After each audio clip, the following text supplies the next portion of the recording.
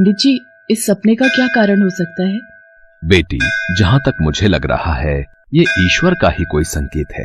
कहीं ऐसा तो नहीं इस सपने का संबंध आने वाली शिवरात्रि से हो? तुलसी की शादी को 6 साल बीत चुके थे, पर अभी तक उसके कोई संतान नहीं थी। इसी वजह से तुलसी जहाँ भी जाती उसे ताने सुनने को मिलते। ऐसे ही एक दिन तुलसी अपनी सास शर्मिला के साथ एक रिश्तेदार के घर गोद भराई के फंक्शन के लिए पहुंची। आंटी जी, मैं ये कुछ उपहार प्रेरणा के लिए लाई थी, उसकी झोली में रख रही थी। अरे शर्मिला, जरा अपनी बहू को समझा दो, ये बांझ है और एक बांझ औरत का साया मेरी बहू पर पड़ा तो कोई भी विघ्न पड़ सकता है। तुलसी, मैंने तुम्हें घर पर ही कह दिया था तुम गर्भवती बहू के लिए कोई उपहार लेकर नहीं चलोगी, और तुमने वही गलती की। अरे तुम हम सबको रिश्तेदारों के सामने कितना नीचा गिरवाओगी। खुद से तो तुमसे बच्चा होता नहीं है और जिसके होने वाला है उसे अपनी बुरी नजर लगाना चाहती हो। पर माँ जी, मैंने गलती क्या की है? मैं तो सिर्फ प्रेरणा और उसके आने वाले बच्चे के लिए कुछ उपहार दे रही थी। मैंने उपहार दे दिए, ये क्या कम है जो तुम अपनी तरफ से बड़ी बनने की कोशिश करती हो? परिवार में जगह बनाने के लिए औलाद पैदा करनी होती है और वो तुम नहीं कर पाई, जिसके कारण मुझे हमेशा ही अपने रिश्तेदारों से सुनना पड़ता है। गोद भराई की रस्म शुरू होने वाली है, मैं थोड़ी देर में आती हूँ, तुम यहाँ से हिलना भी मत। तुलसी की आंखों से आंसू बहने वाले होते हैं, पर रिश्तेदारों के सामने वो रो नहीं सकती थी, इसलिए वो अपने आंसुओं को छुपा लेती है। तुलसी इन सब तानों को अक्सर सुनती रहती थी। बांझ शब्द तो मानो हजारों बार उसने अपने लिए सुन ही लिया होगा। ऐसे ही एक शाम।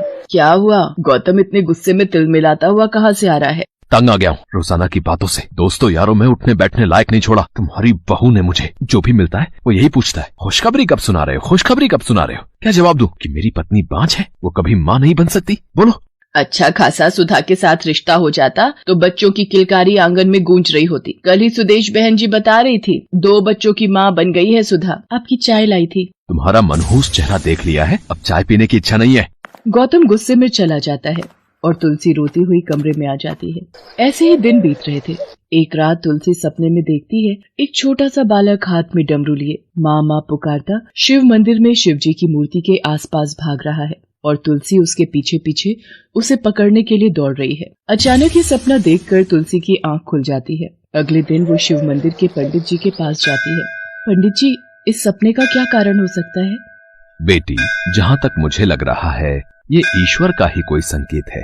कहीं ऐसा तो नहीं इस सपने का संबंध आने वाली शिवरात्रि से हो? और 2 दिन बाद ही शिवरात्रि है। जैसा कि तुम कह रही हो कि बालक के हाथ में डमरू था, हो ना हो बेटी, ये भगवान शंकर की ओर से भेजा गया कोई शुभ संकेत है। मेरा मानना है कि तुम भगवान भोलेनाथ का शिवरात्रि व्रत रखो और विधि विधान से उनकी पूजा करो। देखना, भगवान भोलेनाथ तुम्हारी झोली खुशियों से भर देंगे।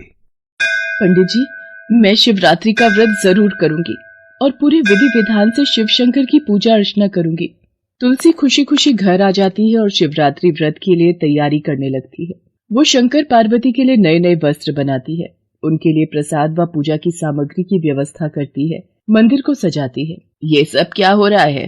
तुम ये मंदिर की सजावट क्यों कर रही हो? घर में और भी काम पड़े हैं, इन्हीं सब में लगी रहोगी तो वो कौन पूरा करेगा? माँ जी, परसों शिवरात्रि का व्रत है, इसीलिए मैं भगवान शंकर और माता पार्वती जी का श्रृंगार कर रही थी। तैयारी तो ऐसे कर रही है भोलेनाथ और माँ पार्वती जैसे तुझे ही आशीर्वाद देने के लिए बैठे हैं। मैं भी देखती हूँ तू ये शिवरात्रि व्रत कैसे पूरा करती है। दरवाजे पर ताला मार दूंगी, तू मंदिर जाकर दिखा। बहुत देख लिया तेरा ढोंग। माँ जी, ऐसा मत करो, मुझे भगवान भोलेनाथ के मंदिर में शिवलिंग की पूजा के लिए जाने दो। माँ जी, जब तुझे माँ ने एक बार मना कर दिया कि तू मंदिर नहीं जाएगी तो नहीं जाएगी। जो भी व्रत और पूजा करनी है घर पर कर। मेरे जीवन में पिछले 6 सालों से न तूने कोई खुशी दी है और न ही तेरे से कोई उम्मीद बची है।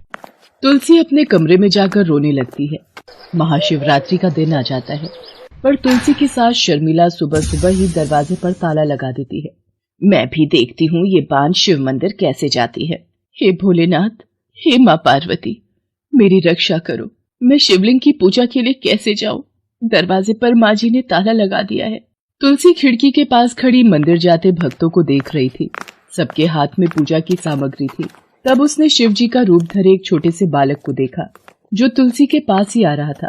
वह तुलसी से बोला, अरे तुम शिव मंदिर नहीं गई? आज तो महाशिवरात्रि का त्योहार है। देखो, सारे भक्त मंदिर में पूजा के लिए जा रहे हैं।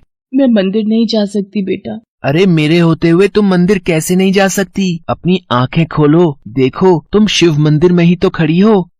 ना जाने शिव रूप धारण किए उस बालक ने क्या चमत्कार किया कि पलक झपकते ही तुलसी शिव मंदिर में खड़ी थी और वह बालक गायब था। तुलसी ये सारा चमत्कार देखकर हैरान रह गई और शिवलिंग के सामने बेहोश हो गई। तभी शर्मिला और गौतम भी तुलसी को ढूंढते हुए शिव मंदिर पहुंच जाते हैं। तुलसी बहू, क्या हुआ? गौतम बेटा, ये तो बेहोश हो गई है, जल्दी से अस्पताल ले चल। गौतम और शर्मिला तुलसी को अस्पताल ले जाते हैं। घबराने की कोई बात नहीं है माँ जी, आपकी बहू माँ बनने वाली है। सुबह से कुछ खाया नहीं होगा, इसीलिए कमजोरी से चक्कर आ गया होगा। आप घर ले जाकर इन्हें कुछ खिला दीजिए तो शरीर में ताकत आ जाएगी। बाकी मैं कुछ दवाइयाँ लिख कर दे रही हूँ, कल एक बार दोबारा आप तुलसी को मेरे पास ले आना। गौतम बेटा, लगता है भगवान भोलेनाथ ने तुलसी की सुन ली। आज मैंने भी मान लिया कि महाशिवरात्रि व्रत की महिमा अपार है। इस व्रत को करने से इच्छित फल की प्राप्ति जरूर होती है। मुझे माफ कर दो तुलसी, मैं ये भूल गई थी कि तुम ये व्रत अपने परिवार और हमारे लिए ही तो रख रही थी। हमें इसमें विघ्न नहीं डालना चाहिए था। तुलसी, मैं तो तुमसे मुंह मोड़ कर जा रहा था। मुझे तो माफी मांगने का भी हक नहीं है। तुम चाहो तो मुझे कोई भी सजा दे दो। ऐसा मत कहो, मैं तो आपके बिना रह ही नहीं सकती। मैं आपसे बिल्कुल भी नाराज नहीं हूँ। तुलसी ने उस शिव रूपी बालक के रूप में साक्षात भोलेनाथ के दर्शन किए थे। वो मन ही मन प्रभु को धन्यवाद करती है। महाशिवरात्रि व्रत करने से तुलसी की सूनी गोद भर जाती है। वो अपनी सास और पति के साथ भगवान शिव के मंदिर में जाती है और पूरे विधि विधान से शर्मिला, गौतम और तुलसी मिलकर शिवलिंग की पूजा अर्चना करते हैं। भगवान भोलेनाथ ने तुलसी की मनोकामना पूरी करके तुलसी की झोली खुशियों से भर दी थी।